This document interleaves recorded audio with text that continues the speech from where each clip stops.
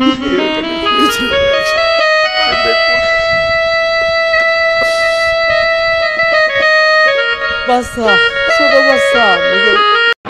আলাইকুম সম্মানিত বন্ধুরা, মাইলস্টোন কলেজে সন্তান হারানো মা বাবাদের আর্তনাদ দেখে আসলে চোখে জল এসে যায়। ভিডিওটা স্কিপ না করে সময় টিভির প্রতিবেদনে চলুন পুরো ভিডিওটা দেখে আসি। মানে আমি খুঁজতেছি, পাচ্ছি না। হঠাৎ করে ওইখানকারই এক মহিলা, হয়তো নার্স হবে সে, তো সে বলতেছে যে বাবা তুমি একটু মর্চারিতে যায় দেখো, কারণ ওইখানে অনেকগুলো মেয়ের লাশ নেওয়া হয়েছে। তো আমি বড় মেয়েকে রেখে আস্তে আস্তে গেলাম, হাঁটতে হাঁটতে যাওয়ার পর কথা বলতেছি, আর্মিরা ছিল ওখানে, তারা ঢুকতে দিচ্ছে না আর কি। তো তাদেরকে অনেক রিকোয়েস্ট করার পর তারা বলে যে ঠিক আছে ভাই দেখতে দিচ্ছি। তো যখন ভিতরে ঢুকলাম, সাদা ব্যাগে মোড়ানো বাচ্চা অনেকগুলাই রেখে দিছে। তো ঢুকার পর এক এক করে যখন বাচ্চাদের চেন খুলে আর কি মুখ ফেস করাচ্ছিল, তখন 8 নম্বরে গিয়ে আমার মাকে আমি দেখছি, মানে আমার মেয়ে ওখানে শুয়েছিল ভাই। ওর মেয়ে কোনোদিন মেয়েকে আমরা এভাবে দেখবো এখানে ভাই, আমরা কল্পনা করতে পারি নাই আমার মেয়ে ওইখানে এভাবে শুয়ে থাকবে। আমার মেয়ের চেহারায় চিনতে পারি না, কিন্তু ওর আইডি কার্ড যখন দেখছি আমার। বন্ধুরা, আমি আসলে ভাষা হারিয়ে ফেলেছি। আপনাদের কি মনে হচ্ছে অবশ্যই কমেন্টে জানাবেন। আমার মেয়ে এখানে শুয়েছিল, সেই মেয়েকে ভাই বুকে রাখছি আমরা, সবসময় আদরে রাখছি। অনেক আদরের মেয়ে ভাই, অনেক আদরের মেয়ে, যেটা বলা হয়। মানে কোনোদিন একটা ভুলের টোকা দিয়েও দেখিনি মেয়ে কান্না করবে বা ব্যথা পাবে, সেই মেয়ে এইভাবে চলে যাবে ভাই। মানে পুরো পরিবার আমরা কেউ বিশ্বাস করতে পারি না ভাই। 12 মিনিটের উদ্দেশ্যে রওনা দিয়েছি। তখন 12 মিনিটে যাওয়ার পথে মহাখালী যখন গেছি আমি, তখন মানে ফোন আইসে আমার কাছে, বললো ভাই মারে পাইছি।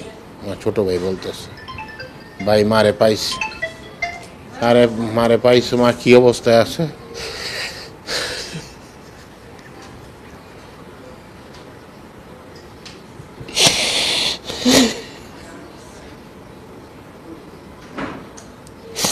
আমার ছোট ভাই বললো ভাই আমার ভাই নাই, বইরে গেছে ভাই না। প্রত্যেকটা মা বাবার কলিজা তাদের সন্তান এইভাবে হারিয়ে গেল, আসলেই কোনো মা বাবাই মেনে নিতে পারবে না। তারপরে এখান থেকে বসেছি, শেষ করে মারে নিয়ে এসে 10:30টার সময় আমি জানাজা করছি মার। এই মার শেষ দেয়া দেখছি। আজ সকালে স্কুলে যায় সবাই মার লাগে কথা হয়েছে, মার সময় দিয়ে গেল স্কুলে, এই মার লগে দেখা আমার।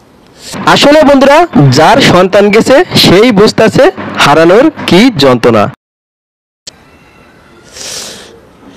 আর কি কপাল। আমার একটা ছোট মেয়ে, অনেক আদরের মেয়ে ছিল। আমার 3টা সন্তান, একটা ছেলে 2টা মেয়ে।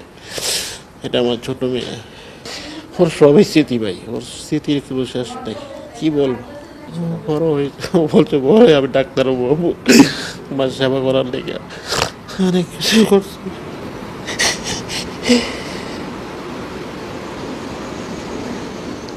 এমন প্রত্যেকটি মা বাবার স্বপ্ন ছিল তার ছেলে কিংবা মেয়ে ডাক্তার কিংবা ইঞ্জিনিয়ার হবে, তা আর হলো না। আমি রেডি করেছি, সঙ্গে করে স্কুলে নিয়ে গেছি।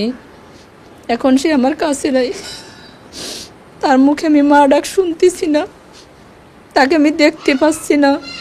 আমার কতটা কষ্ট হচ্ছে, আমি তো মা। এতদিন হয়ে গেল, 5 দিন আজকে হয়ে যাচ্ছে, আমার মনিরে আমি পাইনি। আমার একটাই অনুরোধ ছিল সবার কাছে, যে আমি একদিন যখন পুরো চলে গেছে, রাত চলে গেছে, আমার মনিকে কোনো হসপিটালে সবাই, আমার আত্মীয় স্বজন, দেওর ভাসুর, আমার ভাইরা সবাই। রাইসা মনির মা বিভিন্ন জায়গায় খুঁজেও পাচ্ছে না সন্তানকে। মেহারা এই মায়ের আর্তনাদ আসলেই খুব হৃদয় বিদারক এবং যন্ত্রণাদায়ক। আর সেখানে গিয়ে আমার মনাকে শনাক্ত করছে ওর বাবা দেখে, যেটাই আমার রাইসামণি। তো সে লাশটা এখনও আমাদের দেওয়া হয়নি, এখন আমরা পাইনি।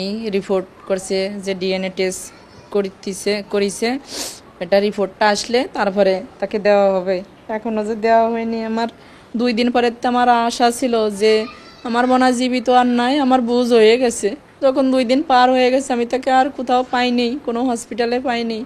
আমার মনে হয় তো আমার কাছে আর ফিরে আসবে না, কিন্তু তার লাশটা হইলেও সে আমার কাছে ফিরে আসুক, তাকে কবর দিয়ে তার জানাজা। বন্ধুরা, দুপুর গড়িয়ে বিকেল, বিকেল গড়িয়ে সন্ধ্যা, সন্ধ্যা গড়িয়ে রাত এবং সকাল হয়ে গেছে, তবুও সন্তানের খুঁজে পাচ্ছে না গার্জিয়ানেরা। বন্ধুরা, এদের জন্য অবশ্যই বেশি বেশি দোয়া করবেন সময় টিভিকে, যারা অনেক কষ্ট করে এই নিউজগুলো করেন। এমনই ওর কথা বলে শেষ করা যাবে না যে ও কি কি করে। সরকার হোক, সারা বিশ্বের মানুষকে বলবো, আমার পাখিকে আর আমি পাগল হয়ে গেছি, আমার স্বামীও পাগল হয়ে গেছে, আমার সন্তানকে, আমার সন্তানের লাস্ট হলে সুস্থ সুন্দর মতো আমাদের কাছে দিয়ে দেন। আমরা তার কবর দিয়ে, তার কবরটা আমরা দেখি, তার কবর জিয়ারত করে, তার জানাজা পড়ায় আমরা আমাদের মনটাকে একটু শান্ত করি যে এই যে আমার পাখিকে আমরা পাইছি। কারণ এখনো মনের মধ্যে হাহাকার চলতেছে, জানি না কি হবে, আমার মনিকে আমি পাবো কি না পাবো। আমাদের তো আর ঘরে মাথা দিতে পারতেছি না, খাইতে পারতেছি না, যে লাশটাও যদি আমরা না দাফন করতে পারি। বাপ মার, আমার মেয়েরা আগের দিন রাইতে, যেদিন ঘটনার রাইতে কৈশোর মারে, যে বাপ মার কর্তব্য কি কি, ওর মা কাছে যে মেয়েদের কর্তব্য নাই, ওরে না বলে না বাপ মার কর্তব্য এগুলা, নাম রাখতে হবো, তাদের মানুষ করতে হবো, তাদের সব ভাই বোনদের সমানভাবে দেখতে হবো, আর অনেক কিছু। সে তাহলে আমার কাছে জানে কি কি বলছে, যে কর্তব্য তো পালন করতে দিচ্ছে না, দাফনটা করতে দিচ্ছে না। বাচ্চা, ছোট বাচ্চা, নিজের বাড়িতে কষ্ট, যে আগে স্বজন আছে সেই বুঝতে পারে। তারপরে এখন কই আছে, কি করতেছে পাইতেছি না, এই যে আরো কষ্ট বাড়তেছে, আসলে কি থাকবে রে নাকি গলে যাবেন, কি হলে রাখছে। আমার বলছে যে আব্বু তুমি নিতে আসো, আমি তো নিতে আসি বাবা, আমি আসবো তোমাকে নিতে। তো আর আমার মেয়ে নিতে আনতে পারিনি, এই কষ্টে তো আরো বুক ফেটে যাচ্ছে, মেয়েটা আনতে যেতে পারলাম না, মেয়ে তো আর ঘরে আসলো না, কত চিৎকার পড়ছে বাঁচাও বাঁচাও, শেষ দেখাটা তো দেখতে পারলাম না। শেষ দেখাটা যদি মেয়েকে দেখতাম, এটা আদার করে দিতাম। আল্লাহ যে কদিন হাত রাখছিল এই কদিন দিছে, কিন্তু আল্লাহ শেষ দেখাটা দেখে দাফনটা করতে পারতাম। বন্ধুরা, সন্তানহারা এই মা বাবাদের আত্মনাদ যদি আপনার হৃদয়ে লেগে থাকে, অবশ্যই একটি মন্তব্য রেখে যাবেন, আর চ্যানেলে নতুন হলে সাবস্ক্রাইব করে বেল আইকনটি বাজিয়ে দেবেন। ধন্যবাদ জানাচ্ছি আপনাদের এবং সময় টিভিকে, যারা এত সুন্দর প্রতিবেদনটি আমাদেরকে দেখালেন।